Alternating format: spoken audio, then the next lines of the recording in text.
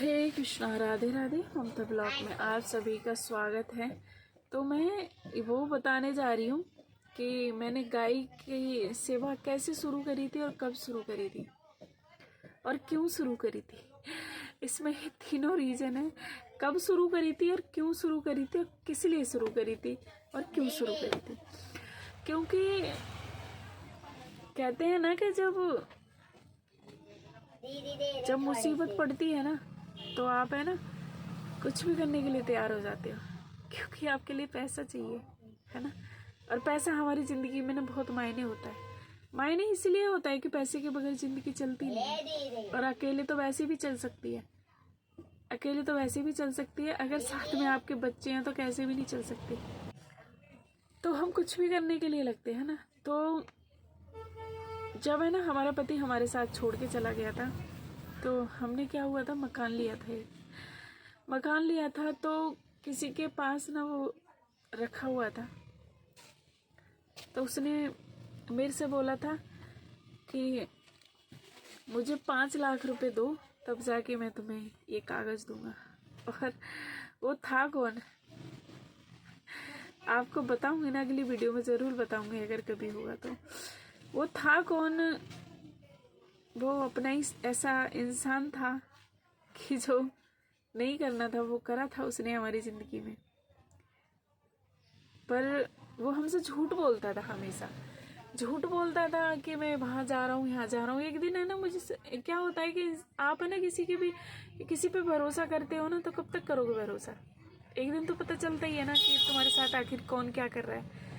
तो ऐसे ही मेरे से बोल के गया था कि मैं ना किसी के साथ है ना कागज़ लेके जा रहा हूँ। तो मुझे बाद में पता चला कि वो घूमने जाता था, और वो ये बोल के जाता था कि मैं घूमने जा रहा हूँ। और हमें नहीं पता था कि वो कोई इंसान जब आपसे दूरियां बनाने लगे ना, जब आप समझ जाना कि वो आपका साथ नहीं देना चाहता, आपको पसंद नहीं कर रहा, आपसे पीछे छुड़ाना चाहता है। तो फिर मैंने उससे बोला कि मुझे उस घर में रहना है जाके, क्योंकि मेरी अब ऐसी हालत नहीं थी कि मैं किराया भर सकती थी। मेरी बिल्कुल भी हालत नहीं थी कि मैं किराया भरती, दुकान का भी और घर का भी। मेरी बहुत बुरी हालत थी, कमाने वाला कोई नहीं था। दुकान थी तो दुकान से कितना पैदा होगा। आप परचूनी की दुकान में खुद समझ जाना, कोई अगर समझदार होगा तो खुद ही समझ लेगा। परचूनी की दुकान में रोज का है ना, रोज के 500 रुपये भी नहीं बचते। अगर 15,000 भी इंसान कमाएगा ना, तब भी मुश्किल से खर्चा चल पाते हैं, क्योंकि 15,000 में आजकल कुछ नहीं आता है, पता है सबको। तो जब क्या हुआ, एक दिन मेरे मन में ऐसे ही है कि क्यों नहीं मैं गाय पालूं, गाय पाल के अपने लड्डू गोपाल के लिए अच्छे से प्रसाद का, मतलब अच्छे दूध का, प्योर दूध का क्यों ना भोग लगाऊं। तो प्रभु की कृपा देखो, प्रभु ने क्या चमत्कार करा मेरे जीवन में कि एक गाय आई और पीछे प्लॉट में भी आ गई। उसे कोई उठाने नहीं आया, तो मैंने जाके उसकी सफाई करके, उसे पाल के, उसे अच्छे से सजो के, उसे पहुँच के, उसका चारा मंगा के, मैंने किसी से चारा मंगाया, उसे हमने प्लॉट में रख लिया। मुझे इतना शौक था गाय का रखना, जैसे ऐसा लग रहा था मुझे कि मेरे मन की ना भगवान ने सुन लिया आज बिल्कुल। तो जब मैंने वो गाय को रख लिया, तो एक हफ्ते बाद कोई आया और उस गाय को ले गया। तो मुझे बड़े आंसू आए थे कि आज कोई गाय को ले गया, मैंने अपने भगवान के लिए ये रखा था। और ये जब से हुआ था, जब से हम लड्डू गोपाल लेके आए थे ना, जब इससे मेरे ये जीवन में चमत्कार होने लग गए थे, मेरे साथ ये सब होने लग गया था। तो फिर वो ले गया, तो थोड़े दिन बाद ना मेरी एक कमेटी पड़ी थी 50-60 हज़ार की। तो मैंने सोचा मैं ये कमेटी उठा के ना मैं गाय लूँगी। तो फिर मैंने क्या, वो कमेटी उठाई, मैंने गाय ली, गाय पाली। हमारे साथ ना, हम अकेले सोते थे गाय के पास, और हम कभी अकेले नहीं सोए थे। हमारे ऊपर है ना गाय गोबर करती थी, पेशाब करती थी। और मेरा बड़ा वाला बेटा है ना, कभी भी ना गंदगी में रहना पसंद नहीं करता है। खैर हम तो रह लेते हैं जैसे में भी, बेटा ना बिल्कुल भी पसंद नहीं करता था। तो वो सुलाते थे हम उसे बहला के, और हम अपने ठाकुर को अपने साथ ही सुलाते थे। हम रोते थे ना तो उसके साथ ही रोते थे, हम खाते थे ना तो हम उसके साथ ही खाते थे, और जो भी करते थे ना हम उसके साथ ही करते थे।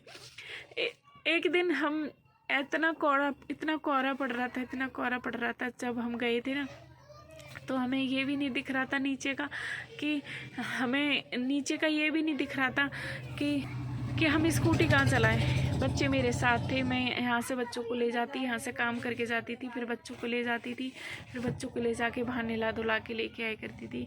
एक दिन तो जल्दी जल्दी में ना मेरे कोट में ना मैं जैकेट धुलने डाल ली थी, मेरे जैकेट में ही ना फ़ोन ही धुल गया।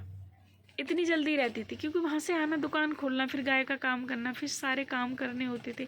तो फिर अगर कोई रात में हमें टक्कर मार के चला जाए तो हमें कोई पूछने वाला भी नहीं था कि कौन टक्कर मार गया और कहाँ हमारी लाशें पड़ी हैं। हम तीनों की ऐसे ऐसे दिन हमने झेले हैं।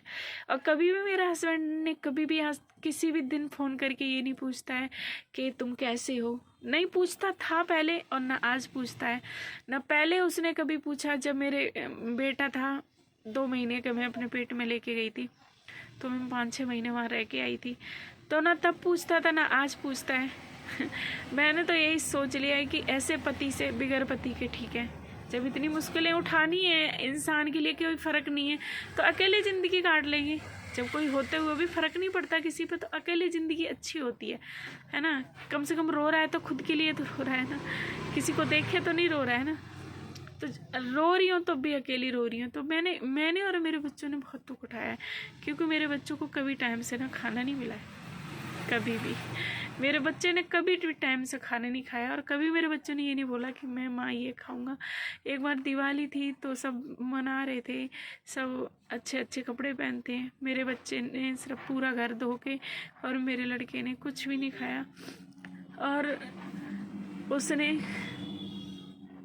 बोला माँ कोई बात नहीं है तो हम होटल से खाना ले आते हैं। तो हमने दीपावली वाले दिन होटल से खाना मंगाया था, क्योंकि मैं बोल भी नहीं पा रही हूँ, क्योंकि मैं भावुक हो जाती हूँ बहुत ज़्यादा। ये सब बातें सोचती हूँ ना कि हमने और मेरे बच्चों ने ये भी मजबूरी मेरे होते हुए उठाई है, तो मैं ना बड़ा अपने आप के लिए कोसती हूँ कि यार माँ होते हुए भी बच्चे इतना दुख उठाएं, तो माँ का होना बिल्कुल बेकार है ना।